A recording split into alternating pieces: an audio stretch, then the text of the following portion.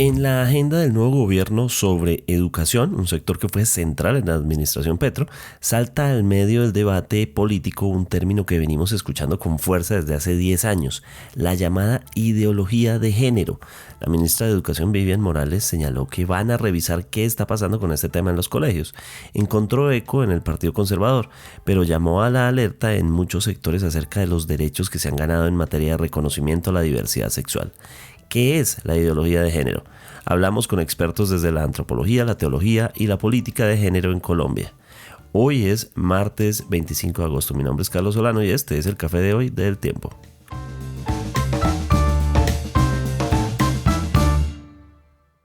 El Tiempo es un medio aliado de The Trust Project.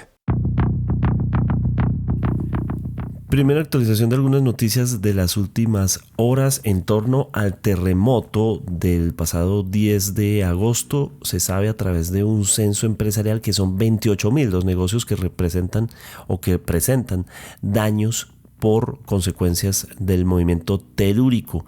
De esas, 9.300 corresponden al Valle del Cauca. Es la zona con mayor afectación dentro del sector empresarial. El presidente Abelardo de la Espriella anunció un subsidio de arriendo de 875.000 pesos por 3 meses para los damnificados del terremoto. Se empezarán a girar desde este miércoles y tendrán como objetivo ayudar a las familias que se encuentran pasando por esta grave crisis. Muchos que se quedaron sin casa y que están en albergues o en arriendos improvisados a lo largo de estas semanas. Mucha polémica causa una decisión también del gobierno entrante que tiene que ver con los migrantes. El presidente Abelardo de la Espriella ordenó operativos y señala que en los próximos días va a haber incluso deportaciones. Dice que estos operativos sitúan a la población irregular migrante frente al Departamento de Migración Colombia en una tarea que, según fuentes consultadas, la entidad todavía no tendría toda la capacidad operativa para asumir lo que está sugiriendo el presidente.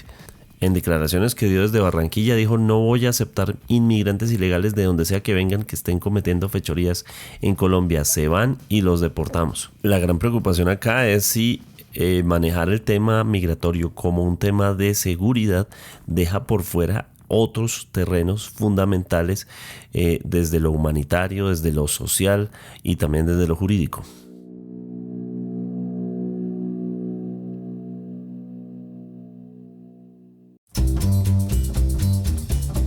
Esta es una declaración reciente de la ministra de Educación, Vivian Morales. Una tarea importante de este gobierno es restaurar principios y valores, sacar la ideologización del país y respetar el derecho de los padres en la educación. Muchas veces los padres ni siquiera saben lo que se les está enseñando a sus hijos y estamos revisando los materiales escolares todos para garantizar que de verdad los padres sean quienes lleven a cabo su labor de cuidado y de seguimiento de la educación y sepan lo que se les está enseñando a sus hijos.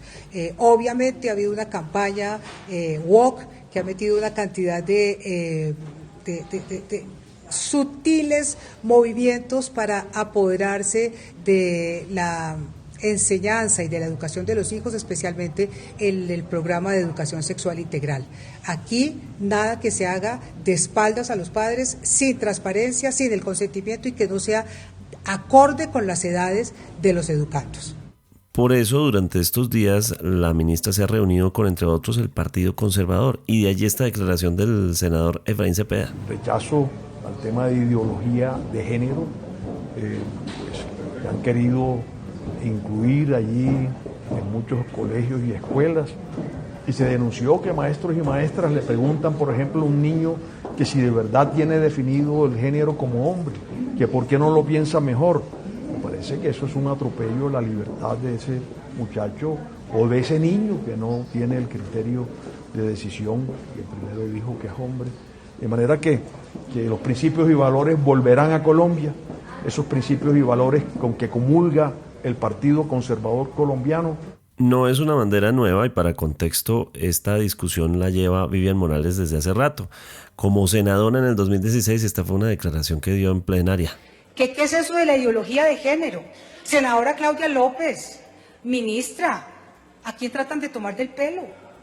La ideología de género, ustedes son mujeres cultas, han ido a estudiar afuera, tienen que saber perfectamente qué se trata de la ideología de género.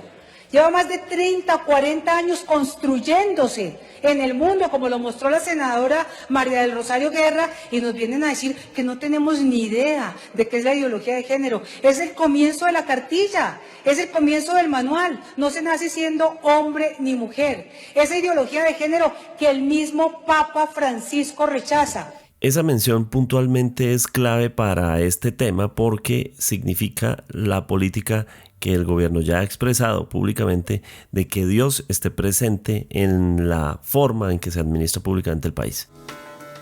Pero entonces esa misma pregunta que se hacía en el 2016 y que tiene todo un contexto, se la hacemos a un experto, quien es José Fernando Serrano, el director del Departamento de Antropología de la Universidad de los Andes. Bienvenido, profesor.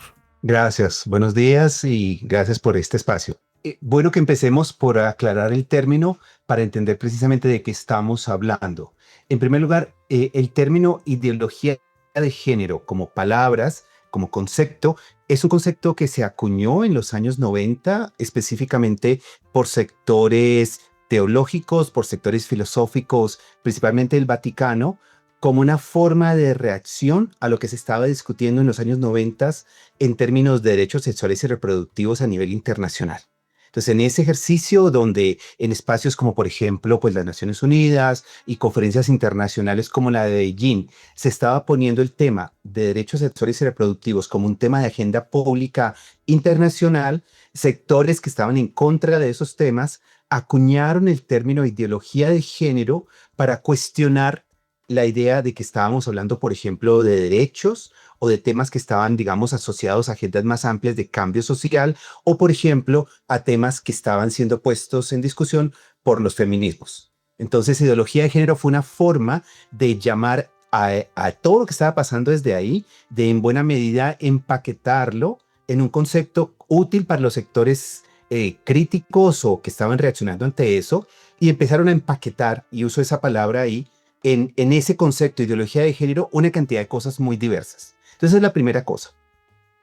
Ideología de género como tal, como un concepto, no es un concepto aislado de otras cosas más que hay que entenderlo, y es cómo diferentes sectores, en este caso sectores pues críticos al movimiento feminista, sectores críticos a la idea de derechos sexuales y reproductivos como derechos, han empezado a articularse con agendas más amplias, como por ejemplo agendas pues de conservadurismo social en términos amplios, agendas económicas, por ejemplo, pues particulares, una serie de cosas que son las que vemos incluso en el gobierno actual.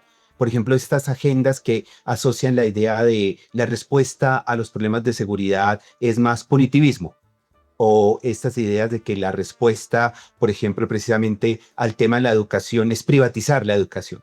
Todo este tipo de agendas, que a veces llamamos agendas conservadoras, ahora lo podemos discutir, tienen en los temas de género y sexualidad un punto clave. Entonces, ideología de género es ese concepto, digamos, para hablar desde ahí. Por eso no podemos hablar de ideología de género sin pensar quiénes usan el término y para qué. Entendido, profesor. Bueno, en lo que hemos escuchado de la ministra Morales, pues esto está enfocado en la preocupación sobre la identidad de género en los colegios, de si le están diciendo a nuestros hijos que tienen que cambiar de género o inducirlos a un cambio.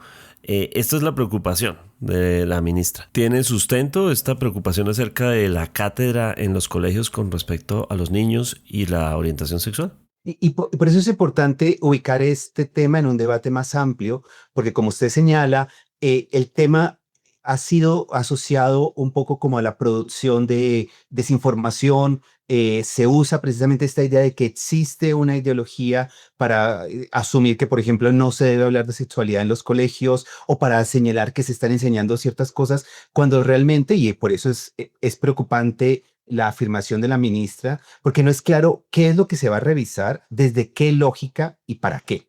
A eso me refiero. Cuando ella dice, vamos a revisar la ideología de género, es como, ¿qué es exactamente lo que se va a revisar? Se va a revisar el programa de educación sexual que se debe enseñar en los colegios por mandato constitucional. Eso en principio podríamos decir, pues bueno, es importante que, por ejemplo, las políticas se actualicen. No haya ninguna razón para decir, ¿por qué no? Claro que se deben revisar, se deben actualizar, se debe de un modo u otro preguntar qué se está haciendo. Eso en principio no es exclusivo de este gobierno. Todos los gobiernos han tenido esa responsabilidad y es lógico decir que a un gobierno le corresponde, como parte de sus tareas, pues revisar los contenidos curriculares que hay al respecto. En este caso, en los temas de la cátedra de educación sexual.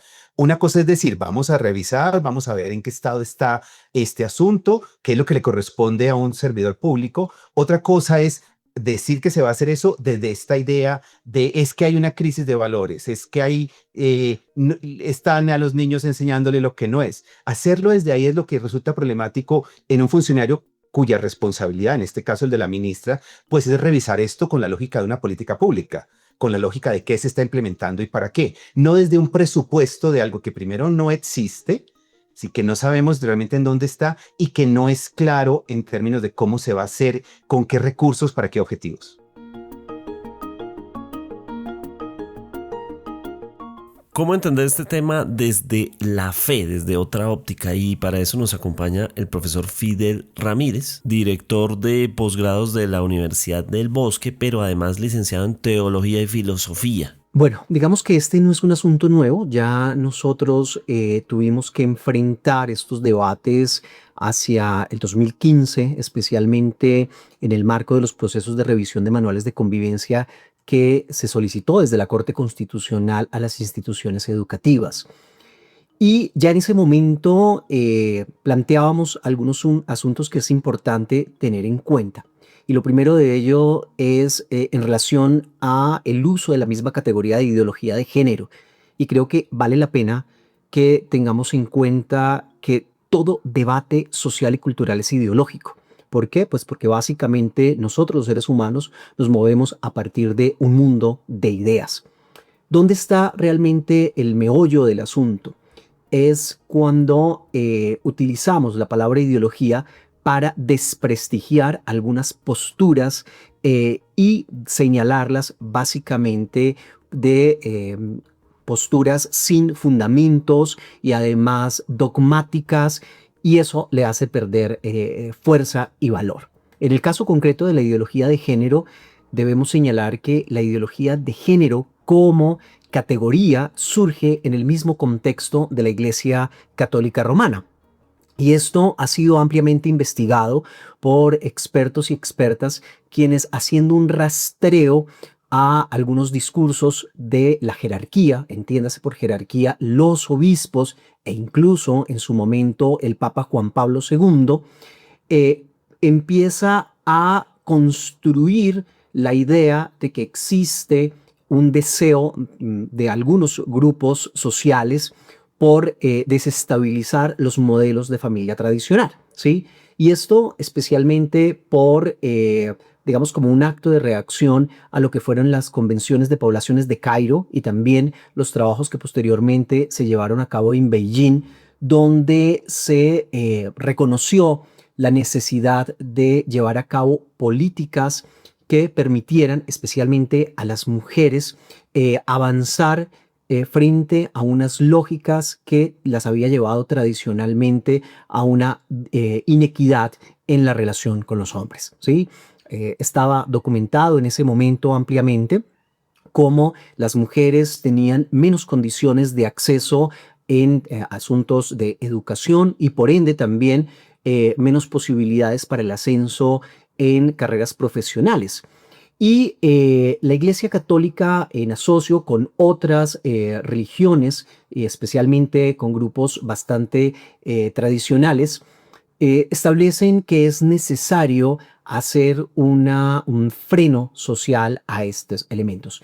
Ya digamos que claramente se empieza a utilizar esta categoría en distintos contextos, denunciando que la búsqueda de la igualdad entre hombres y mujeres constituía una estrategia para desestabilizar la familia y se consideraba también como un ataque a la sociedad. Entonces, simplemente quiero señalar que se trata de una categoría utilizada para desvirtuar los avances en materia de equidad especialmente en la relación entre hombres y mujeres. No obstante, los avances posteriores, especialmente en el nuevo milenio, empezaron a confundir este discurso y ya no solamente, digamos, empezó a utilizar para hablar de la búsqueda de igualdad entre hombres y mujeres, sino que también se introdujo en el marco de la búsqueda de políticas de equidad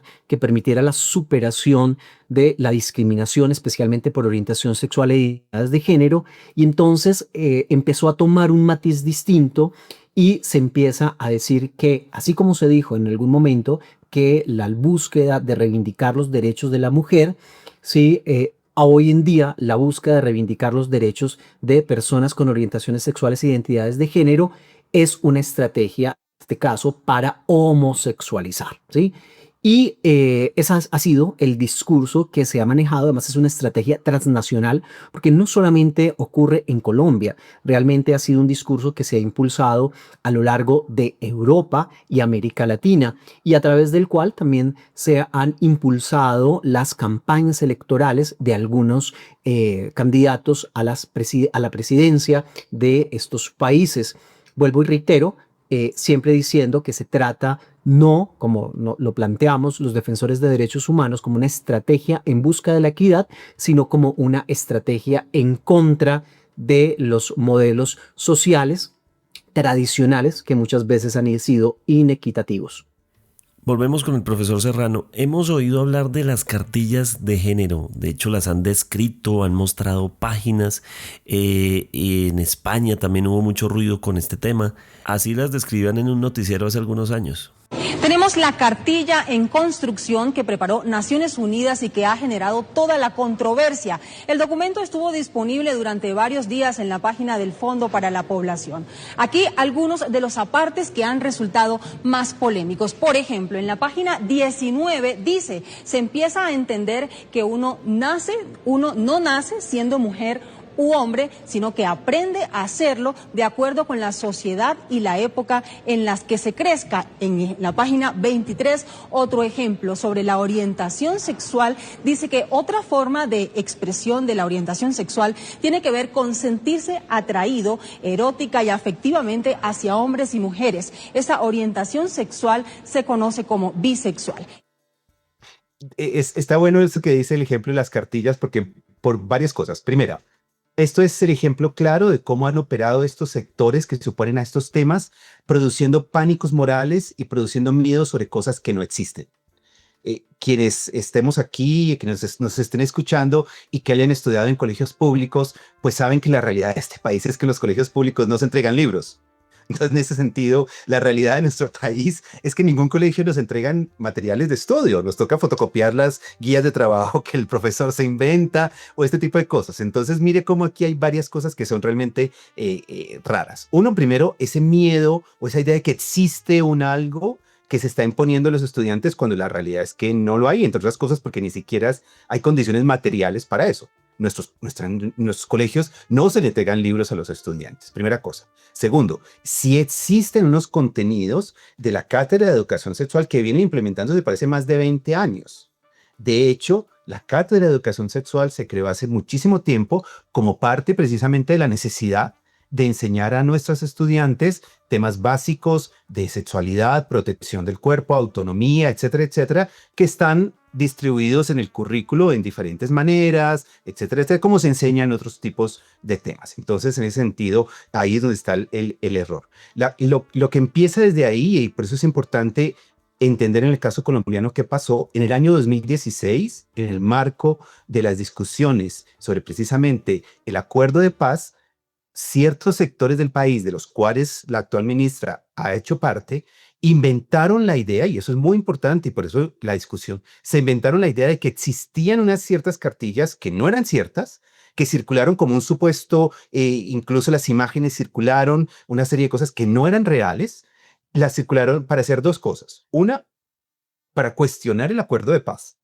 y decir que en el acuerdo de paz, lo que había en el acuerdo de paz, que es el enfoque de género, y por eso aclarar, ideología de género no es enfoque de género. El enfoque de género es una perspectiva con las cuales las políticas públicas actúan y que es, entre otras cosas, una obligación del Estado. Enfoque de género quiere decir que tengamos estadísticas diferenciadas para saber qué les sucede a los hombres, qué les sucede a las mujeres y qué efecto eso tiene en el diseño de políticas. Eso es enfoque de género. En el 16, sectores que estaban en contra del acuerdo usaron esa idea para crear esta confusión en términos de decir, es que eso que está en el acuerdo es una ideología de género, nos van a imponer la homosexualidad, crearon esta idea de que además iba a una imposición, y eso generó este ruido en torno a las cartillas, etcétera, etcétera. Por eso cuando pensamos ideología de género, pensamos en las cartillas del 16, que no existía, que fue un debate que se creó en contra del acuerdo de paz, ¿sí? Y que sí hizo una cosa, y en este sentido, pues ojalá todo lo que se ha venido discutiendo, en donde se dice es muy importante que entonces los padres de familia sean vigilantes de qué se está enseñando en los colegios y todo. Buenísimo que eso se dé. Ojalá en efecto la ministra como parte de sus tareas mejore, complemente, trabaje los mecanismos para que más padres de familia se involucren en la educación. Las investigaciones que hemos hecho, quienes trabajamos en estos temas sabemos y lo saben muchas maestras de colegio, padres de familia poco participan en las actividades educativas de sus niños y niñas. Entonces, qué bueno que esto sea la oportunidad para hacerlo, pero que obviamente se haga dentro de los principios constitucionales, dentro de lo que le corresponde a quien está a cargo de implementar una política pública. Hacerlo desde ahí es su tarea, hacerlo desde una concepción ideológica propia, en un prejuicio como el que se está planteando, es un problema que debe ser vigilado. Ese tema que usted toca de lo constitucional es clave, porque mi pregunta es, ¿qué tanto puede hacer la ministra de Educación si esto está protegido constitucionalmente? Además, porque aquí hay unas victorias de colectivos, victorias de quienes han buscado la defensa de los derechos sobre la identidad sexual, pero también, por supuesto, están las familias que protegen a sus hijos y que vigilan, obviamente, su educación. Como usted dice, no necesariamente se involucran. Pero, ¿qué herramientas tiene a la mano Vivian Morales para llevar esto adelante? Es decir, esto puede avanzar, puede continuar, o a esto se puede emitir una circular, un decreto, o esto tiene que pasar por el Congreso, tiene que pasar por la Corte Constitucional. Claro, es que ahí es donde es importante ubicar el debate en qué momento estamos y qué responsabilidades tiene una instancia como la del Ministerio de Educación. El Ministerio de Educación debe seguir los principios constitucionales. Eso es el punto de partida que tenemos, primera cosa. Y en los principios constitucionales están cosas básicas como la no discriminación, la igualdad, el libre desarrollo de la personalidad, etcétera, de los cuales tenemos muchísimas décadas de discusiones y de desarrollos constitucionales para saber exactamente qué significa eso, qué implementa, qué límites tiene y todo. Entonces, primera cosa, el ministerio tiene que actuar y la ministra como tal dentro del marco constitucional. Segundo, la política de educación sexual es una política de Estado, no es una política de gobierno. ¿Eso qué quiere decir? Que sí o sí, como otros temas, debe ser tratada por el Estado. Que haya un gobierno que en un momento determinado quiera revisar los contenidos, quiera preguntarse qué está, es su tarea y es su responsabilidad y está bien que lo haga. Lo haga dentro de los principios constitucionales. Entonces, segunda cosa. Tercera cosa, hacer que revise no quiere decir que se va a acabar ni que se va a anular y al contrario. Cosas como esta, la revisión de la política de educación sexual, pues debe hacerse también con los principios de participación, que esté basada en el conocimiento científico acumulado, que sea resultado de discusiones colectivas y todo lo que significa la revisión de cualquier política pública en el país. La revisión de las políticas públicas no se hace tan solo porque a alguien se le ocurrió o porque alguien tiene una idea. Esos son procesos colectivos que implican responsabilidades institucionales, que implican que hay unas entidades que hacen unas cosas, otras que hacen otras, todo lo que es nuestro diseño institucional. Entonces, lo que la ministra está señalando debe hacerse respetando los principios constitucionales, respetando los principios de diseño de política pública y responsabilidades institucionales y obviamente respetando todos los mecanismos de discusión, participación, de una conversación amplia al respecto. Esta política que tenemos ahora, hoy, que se diseñó hace más de 20 años, se diseñó con ese mismo criterio. Participaron sectores de las diferentes iglesias, participaron sectores de la academia, participaron muchísimas personas para que hoy tengamos esta política de educación sexual, que es la que se enseña en los colegios. Que haya que adaptarla, sin duda, esa es una responsabilidad. Lo que le corresponde a la ministra es hacer ese ejercicio dentro de los marcos constitucionales e institucionales que tenemos. Todo el debate ha encendido las alarmas inmediatamente sobre los colectivos que han buscado a lo largo de los años este reconocimiento de las identidades diversas en una sociedad que ha dado pasos grandes en este sentido, por supuesto, sin hacer felices a todo el mundo. Pero entonces consultamos a Dubis Esther Cantillo, quien es parte de la Fundación Matronas, del Bloque Feminista y del Movimiento Amplio Social de Mujeres. Lógicamente que desde el Movimiento Social de Mujeres, del Bloque Feminista y la Fundación Matronas, pues rechazamos las iniciativas que se vienen impulsando desde el gobierno, las políticas, los programas y todas esas tendientes a reversar los derechos adquiridos por las mujeres en justas luchas que tienen que ver con el derecho pues a la igualdad, el derecho al respeto, el derecho a la dignidad, el derecho a la libertad y una cantidad de derechos que forman parte inalienable de nuestro ser, de nuestro territorio como mujeres que tenemos derecho a la autonomía y a la autodeterminación. Sabemos que esa es una avalancha, por decirlo de alguna manera, que se viene gestando desde otros países, desde las corrientes más ultraconservadoras del mundo, para acabar con las conquistas del movimiento feminista y de los movimientos de mujeres. Lógicamente que sabemos que la ideología de género no responde realmente al criterio que proponen las feministas. Cuando las feministas hablan del género, están hablando de una construcción sociocultural, de lo que significa ser hombre y mujer en el contexto de las sociedades patriarcales. El género da cuenta de una diferencia, de desigualdades, de la lucha contra los diferentes tipos de violencia, el respeto por la diversidad sexual. Entonces, esas luchas, el matrimonio igualitario, todas esas conquistas del movimiento de mujeres, de las feministas y de las diversidades sexogenéricas, lo que tratan es lo que va a afrontar esas políticas que se quieren impulsar desde el gobierno, no para un avance, sino para un retroceso que lógicamente tienen sus repercusiones en la dignidad de las personas que se van a ver directamente afectadas. Que nos sirva esto de ancla para retomar un punto que comentaba el profesor Ramírez acerca de esa visión de que hay una homosexualización, es decir, desde las aulas. Profesor Ramírez, sobre esto es que gira básicamente la visión de Vivian Morales. Sí, de hecho, la lectura que hemos hecho algunos colegas que investigamos sobre esto es que ese es el pretexto, porque claramente se quiere establecer miedo frente a la idea que se quiere homosexualizar a los niños, especialmente en el marco de nuestras sociedades donde desconocemos las posibilidades de los niños y niñas de reconocer y entender asuntos en torno a la sexualidad. Genera un pánico moral cuando se considera que se trata de una estrategia para ello.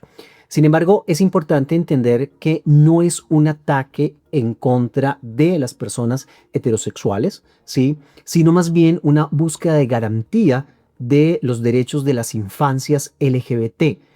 Los estudios que se han llevado a cabo demuestran que una causa del abandono del sistema educativo de los estudiantes LGBT está asociado con las violencias a las que son sometidos en razón a su orientación sexual e identidad de género. En este orden de ideas, consideramos que es fundamental proteger a los niños y niñas con orientaciones sexuales e identidades de género diversas. Y también es importante entender que hablar sobre la diversidad sexual y de género no promueve una orientación sexual o una identidad de género. Esto pues también está desvirtuado en razón a que, de hecho, durante muchos años las orientaciones sexuales e identidades de género diversas fueron invisibilizadas socialmente, no solo en la escuela, sino en todos los sistemas sociales. En los medios de comunicación no se hablaba sobre estos asuntos y demás. Y el modelo hegemónico que siempre se ha promovido es una heterosexualidad. Y lo que ha ocurrido es que, a pesar de que durante tantos años se ha hablado solo de la heterosexualidad como norma, persisten personas con orientaciones sexuales e identidades de género diversas. ¿Qué significa eso? Que si tanto se ha hablado de la heterosexualidad, ¿por qué los niños LGBT no se vuelven heterosexuales con un discurso que ha sido totalmente hegemónico? Lo entiendo. De todos modos, quiero preguntarle, y en beneficio de analizar todas las Ujú. posturas posibles en esto, así como es un discurso político para un sector que defiende los valores, que defiende que no se homosexualice, también hay otro sector que ha usado otras banderas también, pues que representan el progresismo, que representan otro tipo de pensamiento. Es decir, igual estamos en dos polos en los que al final de cuentas también ha habido un ejercicio político por el otro lado, ¿no? Sí, claramente, y volvemos a lo mismo. Creo que estamos en una sociedad en la cual estos discursos y todo el tema de la misma sexualidad es político y la política nos atraviesa a todos los seres humanos, pero aquí la gran pregunta está en relación con cómo avances que hemos tenido como sociedad garantiza los derechos de personas a las cuales tradicionalmente se les ha negado. Creo que los análisis que podemos hacer deben pensar en no existen niños perseguidos por ser heterosexuales. O sea, no hay señalamientos, no hay burlas, no hay violencias en razón a su heterosexualidad. Pero lo que sí vemos es que en los sistemas educativos existen niños, niñas que en el marco de la convivencia escolar son víctimas continuamente de abusos y creo que el Estado debe garantizar la protección de los derechos de esos grupos de personas. Una discusión muy amplia que además representa décadas de pensamiento, de avance, de debate sobre el reconocimiento de las identidades diversas. Pero además en un país en el que vemos un montón de violencia de género, quiero preguntarle al profesor Serrano sobre cómo estamos como sociedad desde la antropología y desde otras ciencias, cómo entendemos cómo estamos, hemos avanzado lo suficiente o esto representa esta discusión en la que estamos un retroceso frente a esa conversación. Creo que hay varios elementos en lo que me pregunta que, digamos, sería necesario tratarlos por separado. Primera cosa, mm, a los jóvenes, niñas, adolescentes, sin duda el colegio les da una información, les da una educación, pero no es el único espacio de educación. A los niños, niñas, adolescentes los educan sus familias también y sobre todo, y eso es muy importante, hoy los están educando las redes sociales. Y eso es muy importante de esta conversación porque asumimos como que todo lo que está pasando es culpa o es responsabilidad de los colegios, cuando realmente hay un mundo muy complejo en donde niños, niñas y adolescentes están aprendiendo un montón de cosas de género y sexualidad en las redes sociales y en todas las direcciones posibles. Hoy tenemos, por ejemplo, un asunto muy complejo de violencias de género de niños, jóvenes, adolescentes que están aprendiendo ciertos modelos de masculinidad, de formas de comportarse que incluso han normalizado la violencia de género por las redes sociales. Y de eso tenemos muchísimos estudios y muchísimas investigaciones al respecto. Y eso sin duda debería preocuparnos. La educación que están recibiendo niños, niñas y adolescentes en redes sociales y tenemos todos los ejemplos al respecto. Y sobre eso estamos discutiendo muy poco y por eso es que este debate está no solamente mal enfocado, es en buena medida pernicioso y manda la discusión a un escenario que no es necesariamente en donde debería estar centrada la atención. ¿Por qué no estamos discutiendo cómo educar a niños, niñas y adolescentes en el uso de las tecnologías, en cómo relacionarse con esos contenidos, en cómo tener una perspectiva crítica a lo que le ofrecen las redes sociales en términos de modelos de género y sexualidad en sentido más amplio? Usted me pregunta una parte específica del asunto, pero recuerde que hoy tenemos una cantidad de cosas muy complicadas que están pasando en temas de temas de género y sexualidad y de masculinidad, de relaciones de género en redes sociales. Niños y niñas que están aprendiendo que ciertos modelos de ser hombres, por ejemplo, violentos, agresivos, macho que tiene 3 mujeres, etcétera, etcétera, eso aparece como un modelo ideal en redes sociales y eso no lo estamos discutiendo, ¿sí? O, por ejemplo, toda una cantidad de estereotipos con respecto a género y sexualidad que antes no estaban y que hoy vuelven a aparecer en redes sociales. Esta idea de la mujer que debe ser construida para el deseo de los hombres y que las niñas aprenden precisamente por redes sociales y estas cosas. Y eso no está en la discusión.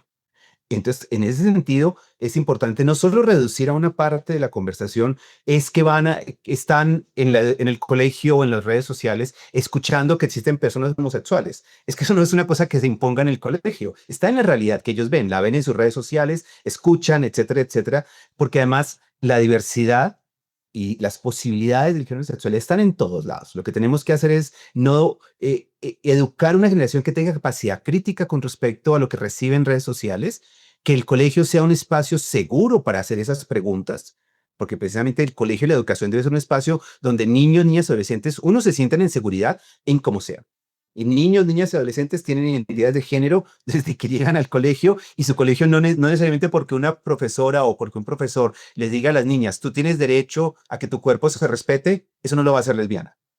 Sí, y creo que ahí donde estamos confundiendo una cantidad de cosas en el colegio que tienen, y en eso quisiera llamar la atención, este debate tiene una responsabilidad ética y política que no hemos discutido, porque lo que está detrás por ejemplo, no enseñar estos temas en colegio, es que vamos a tener pronto unas generaciones que no van a poder hablar de interrupción voluntaria del embarazo, que no van a poder hablar de enfermedades de transmisión sexual, que no van a hablar de ninguna de estas cosas, porque lo que este debate está haciendo, y eso lo digo basado en una investigación que hicimos hace poco, es que está cancelando estas conversaciones en los colegios.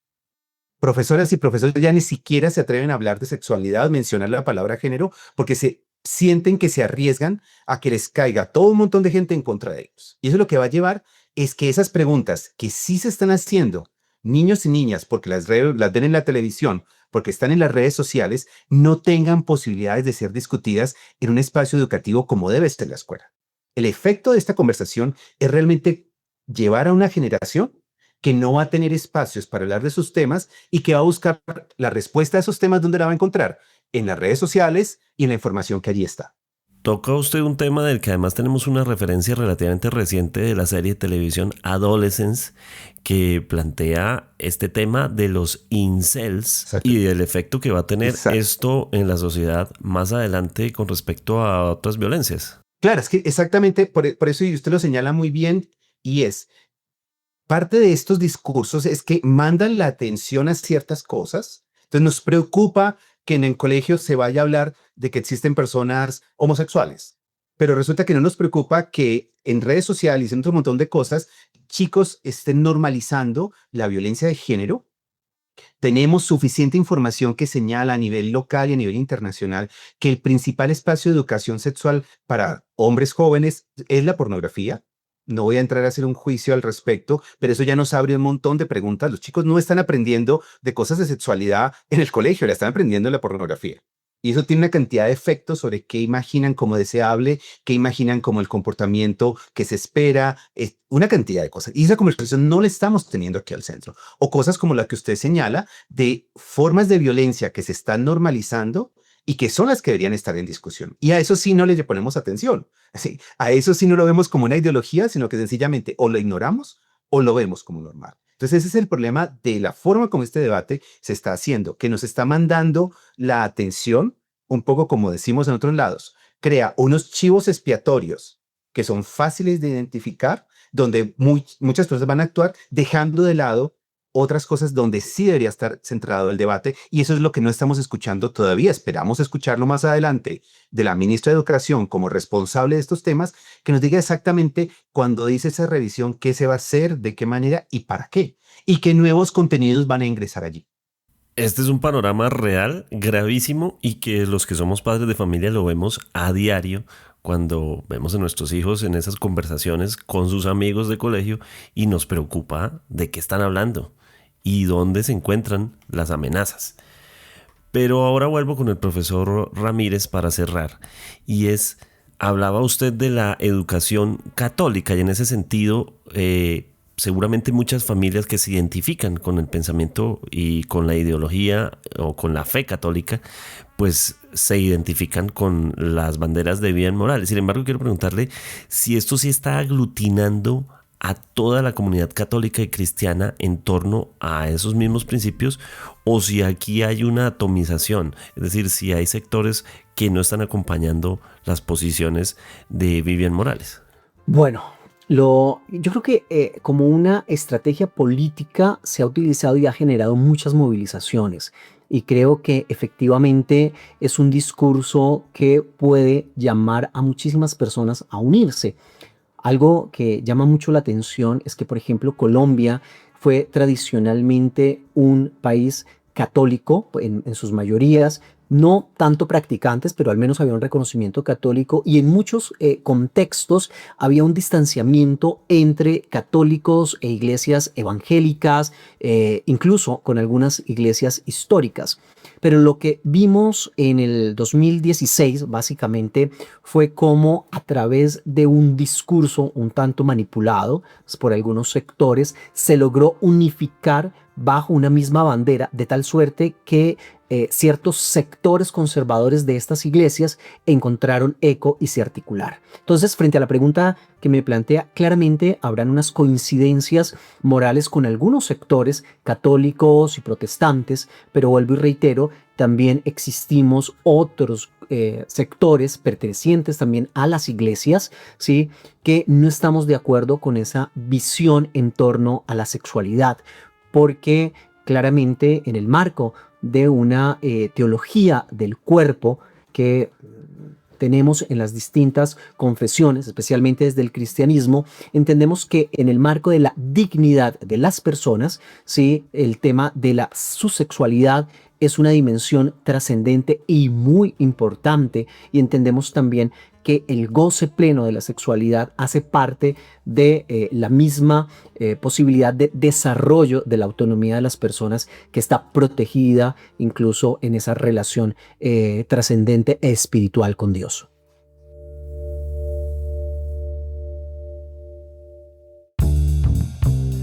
Gracias por acompañarnos en el café de hoy. Suscríbase en todas las plataformas de podcast y en el canal de YouTube de El Tiempo. Nos encuentran también en Instagram y en X como @podcast El Tiempo. Además, si quiere recibir a través de WhatsApp la notificación de cada nuevo episodio, siga el enlace que se encuentra en la descripción o envíenos un mensaje con la palabra suscripción al teléfono 320-353-27 y haga parte de la comunidad de El Café de Hoy. Este episodio contó con la producción de Ángela Páez. Mi nombre es Carlos Solano. Podcast El Tiempo.